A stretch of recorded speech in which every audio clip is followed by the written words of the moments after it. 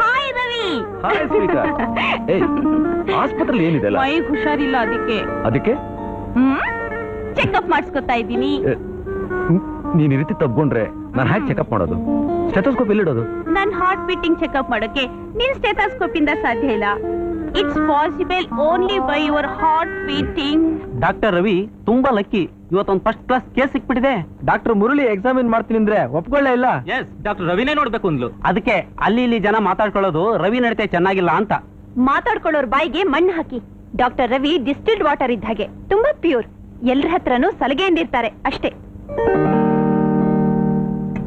ಸ್ವಲ್ಪ low B P ಇದೆ ರಾಧಾ. ನೀವು ದೂರ ಇದ್ದೀರಲ್ಲ ಅದಕ್ಕೆ.